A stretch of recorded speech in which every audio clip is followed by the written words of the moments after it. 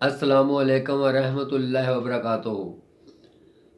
हम आपको इस वीडियो में बताएंगे जो लोग अपनी बीवी को रुलाते हैं और नाजायज़ सताते हैं, और बहुत से शोहर ऐसे भी हैं जो अपनी बीवी की पिटाई डंडे से करते हैं और तलाक की भी धमकियां देते हैं, और उनके बहन भाइयों माँ बाप को भी गालियां देते हैं। उनके लिए ये स्पेशल वीडियो है, और वो लोग फरमाने रसूल सल्लल्लाहु अलैहि वसल्लम सुन लें और इस पर अमल करें।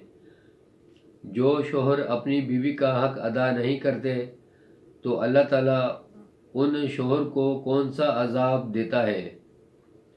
हदीस पाक में ज़िक्र है कि अल्लाह ताला अपने फ़रिश्तों को हुक्म देता है कि फ़रिश्तों जाओ उस आदमी के पास जिसने अपनी बीवी को नाजायज़ रुलाया है और सताया है, और उसने अपनी बीवी की पिटाई की है, तो उसका हक अदा नहीं करता, जो अपनी बीवी से प्यार नहीं करता, उस शख्स के पास जाओ और उससे एक चीज़ छीन कर ले आओ। वो चीज़ ये है कि अल्लाह ताला अपने फ़रिश्तों से फरमाता है, उस आदमी के घर से रोज़ी की बरकत छीन कर ले आओ, उसको तंग दस्ती में मुब्तला कर दो, और उससे रिज़्क छीन लेता है। और फ़रिश्तों को हुक्म देता है कि उसकी दुआ कोई भी फरियाद मुझ तक ना पहुँचाना जब तक वो शख्स अपनी बीवी से सुलह ना कर ले। हज़रत मोहम्मद सल्लल्लाहु अलैहि वसल्लम ने फरमाया, दुनिया में मुझे 3 चीज़ें ऐसी हैं जो मुझे बहुत पसंद हैं।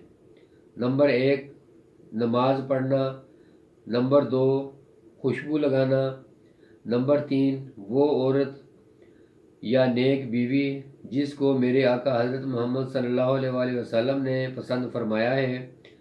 इस नेमत की हम कदर ना करें तो अल्लाह किस तरह हम पर रहम करेगा।